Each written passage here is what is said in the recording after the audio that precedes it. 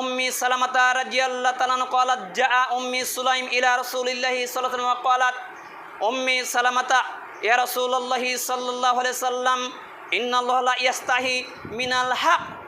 উম্মি সালামাতা রাদিয়াল্লাহু তাআলা বর্ণিত, তিনি বলেন রাসূলুল্লাহ সাল্লাল্লাহু আলাইহি ওয়াসাল্লাম নিকট উম্মি সুলাইম এসে বললেন, হে আল্লাহ রাসূল, আল্লাহ হক কথা বলতে লজ্জাবোধ করেন না। ফাহাল আলাল মারাত মিন গুসলিন ইজা তালামাত, মহিলাদের স্বপ্নদোষ হলে কি গোসল দিতে হয়?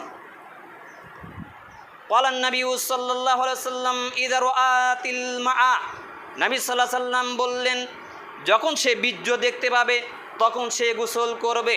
ফাগাত্তাত উম্মি সালামাতা তানি ওয়াজহাহা, তখন উম্মি সালামা রাদিয়াল্লাহু তাআলা আনহা লজ্জায় তার মুখ ঢেকে নিলেন।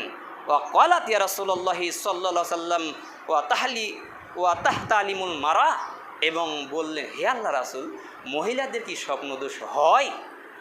সুন্দর জিজ্ঞাসা। তিনি লজ্জাবোধ করলেন, লজ্জায় মুখ ঢেকে নিলেন এবং বললেন, হে আল্লাহ রাসূল, মহিলাদের কি স্বপ্নদোষ হয়? ক্বালা নাম তারিবাত ইয়ামিনুকা ফা বিমা তুসবিহু ওয়া ওয়ালাদুকা। রাসূল সাল্লাল্লাহু আলাইহি সাল্লাম বললেন, তোমার ডান হাত মাটিতে পড়ুক, তা না হলে তাদের সন্তান আকৃতি পায় কি করে। এখানে একটি কথা যে রাসূল সাল্লাল্লাহু আলাইহি সাল্লাম বললেন, তোমার ডান হাত মাটিতে পড়ুক। যখন আমরা অনেক কিছু করে ফেলি, অন্যায় অশ্লীল করে ফেলি, তখন অনেক মানুষ আমাদেরকে অভিশাপ দেয় না? আর আরবদের ভাষায় দেয়, তারা তাদেরকে অভিশাপ দেবে না, তারা তাদেরকে এইভাবে বলবে যে তোমার ডান হাত মাটিতে পড়ুক, কি তোমার নাক মাটিতে পড়ুক, এভাবে কথা বলতেন। আর আমাদের দেশে সব উল্টায়। তার যে কথা বলছিলাম, সম্মানিত উপস্থিতি, উম্মে সালামা রাদিয়াল্লাহু তাআলা একজন মহিলা সাহাবী, তিনিও কথা বলতে লজ্জাবোধ করলেন না। আন আলী রাদিয়াল্লাহু তাআলা আনহু আন আলী রাদিয়াল্লাহু তাআলা ক্বালা কুনতু রাজুলান মাজ্জান ওয়া কুনতু আস্তাহি আন্না আসালান নাবিয়্যা সাল্লাল্লাহু আলাইহি ওয়াসাল্লাম লিমিকান ইবনাতিহি। আলী রাদিয়াল্লাহু তাআলা বর্ণিত, তিনি বলেন, আমার খুব বেশি মাজি বের হতো। আমি নবী সাল্লাল্লাহু আলাইহি ওয়াসাল্লামকে এই বিষয়ে জিজ্ঞাসা করতে লজ্জাবোধ করতাম। লিমিকা নিবনাতিহি, কারণ তার কন্যা ছিল আমার স্ত্রী। মাজি কাকে বলে বিষয়টি একটু ভাঙ্গা বলতে হবে। এক শ্রদ্ধেয় আঙ্কেল বলেন, জি বাবা তুমি আলোচনা করো ঠিকই, কিন্তু মানুষ বুঝতে পারে না, মানে বুঝে না। মাজি বলা ওই জিনিসকেই, পুরুষ মানুষ মহিলার সম্পর্কে আনন্দদায়ক কথা শুনলে পুরুষের পাতলা পদার্থ এক ধরনের আঠালো জাতীয় পদার্থ বের হয়, একে বলা হয় মাজি। তাই আলী রাদিয়াল্লাহু তাআলা বলছেন যে আমার খুব বেশি মাজি বের হতো। আমি নবী সাল্লাল্লাহু আলাইহি সাল্লামকে এই বিষয়ে জিজ্ঞাসা করতে লজ্জাবোধ করতাম, কারণ তার কন্যা ছিল আমার স্ত্রী। ফা আমারতুল মিকদাদ ইবনুল আসওয়াদি ফাসাআলাহু, আমি মিকদাদ ইবনুল আসওয়াদকে এ সম্পর্কে নবী সাল্লাল্লাহু আলাইহি সাল্লামকে জিজ্ঞাসা করতে বললাম। তিনি নবী সাল্লাল্লাহু আলাইহি সাল্লামকে জিজ্ঞাসা করলেন, ফাকালা ইয়াগসিলু যাকারাহু ওয়া ইয়াতাওয়াদ্দাউ, তখন রাসূল সাল্লাল্লাহু আলাইহি সাল্লাম বললেন, সে তখন তার পুরুষাঙ্গ ধুয়ে নেবে এবং ওযু করবে। অনেক মহিলা মানুষের প্রায় ঋতু মানে সাদা চাপ ভাঙ্গে, গোসল দিতে হবে না, সে লজ্জাস্থান ধুয়ে পরিষ্কার করে ওযু করে সালাত আদায় করবে, তবে সালাত আদায়ে কোনো অজুহাত নেই। সরি রাদিয়াল্লাহু তাআলা আন্না রাজুলান ক্বালা ইয়া রাসূলুল্লাহি সাল্লাল্লাহু আলাইহি ওয়াসাল্লাম আউসিনি।